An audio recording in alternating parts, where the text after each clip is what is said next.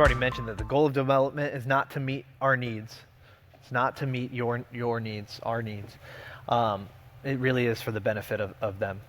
Number three is that each person's development is different, it's dynamic, and it's demanding.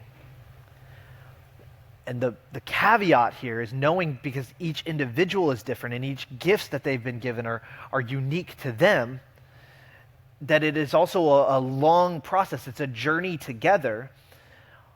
One of our sounds is that there's freedom in the framework. I'm thinking about the airline system. They're very different experiences when you fly different airlines, but they're all airplanes. They all have one job to get you from one destination to the other. They all have seats, but even within those seats, some have first class and business class and economy. Others they're all the same. Some have assigned seats. Some have just good luck, find one. There's freedom in that framework. They're all consistent and similar in a lot of ways, but then they're also very unique in other ways. And so what we're introducing today is to say, let's establish a consistent framework, but you as an individual leader with very unique individuals that you're developing should have some freedom within that process to say, okay, how is this different? How is this maybe going to be a little interesting based on the individuals that are under my care? Or how am I making this very difficult or very easy for the person that's leading me? Because when I was listening to, we processed this yesterday, when I was listening to Greg talking about the uniquenesses when it starts with self, I'm literally taking notes about how Greg likes to operate. And how, I was like, Greg, I don't think we fight enough. If that endears you to me, let's fight. And then he's like, I don't like to fight just arbitrarily. I was like, oh, okay. All right. So what are we going to fight about, Greg? So that we're, but I'm learning somebody that I'm in relationship with to understand how we can grow closer and closer together.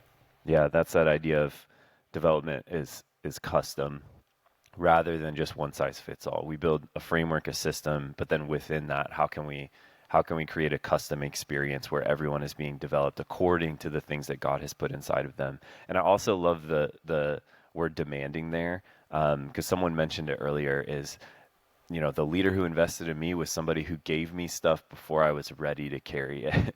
They overwhelmed me a little bit in a healthy way. And I think probably everybody in this room, as you reflect back on your development journey, you could probably think of some examples of that. Those tend to be some of our best growth seasons, is when we feel like we're stretched right to our limit of what we can handle. There's a demand that gets placed on it. So that's something not to be overlooked when we think about, that was true for me. Now, as I go to develop the next person, I should be looking for a way to put a healthy demand on them, because that's a necessary part of the process. Lastly, development is crucial for employee engagement. So there is a tactical side to this, is that if you think about the opposite of the themes that you all presented, somebody saw me, they invested in me, they spent time with me, they were intentional with me, that only helps engage you more, versus the opposite of those is they ignored me, they didn't check in on me, they just delegated tasks to me. You're not going to stay very long, because you realize it's void of relationship. It's not about me and my development. It's about what I can do for you. And those don't tend to last long. So anybody who has had that kind of leader knows that. That's just a driving factor, I was going to say. Anybody who currently has that leader knows that. No, not here, other places. But what we've got down at the bottom, and we won't read these, but these are really some statistical evidence of what it means when you're intentionally developing people and the retention of those people. So I will tell you that when we talk to teams and we talk to churches, when we talk about growth and we talk about scale, it's buildings, it's money, and it's people. And there's two of these that we could solve right now if we needed to. We could borrow a lot of money. It might cost us a really high percentage. Or we could find ourselves a building, and it might cost us a lot of money. But what we can't solve right now is leadership. Because either they have our culture, but they may not have competency. They're in our mix, but they're not ready to lead at that level. Or they have experience outside the competency, but they don't have our culture. And so we can't solve that problem right now. So what we have to understand is we need people to be engaged, stay engaged, to be on intentional development tracks so that if a building came or a big gift came and we needed to capitalize on it, we can look and say, who's ready to go? We're ready to go because we've stewarded what we've had. So again, with little is entrusted, there's going to be a little return, but with much is entrusted, there's going to be a higher expectation for us to say, okay, we can steward that well. So let's look at this timeline. Go ahead and flip the page. Here we go. Okay, this might not fully make sense just yet.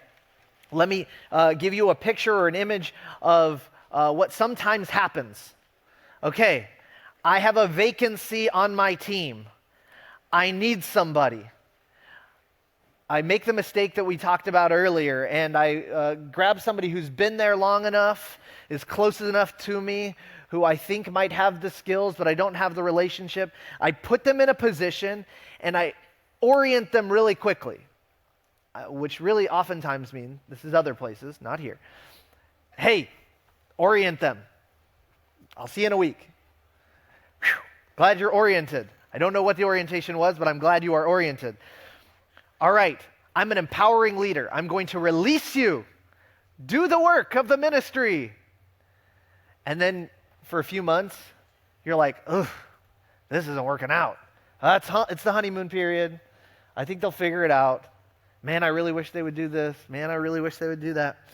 And we release, and we're hoping that eventually we can just fully rely on them.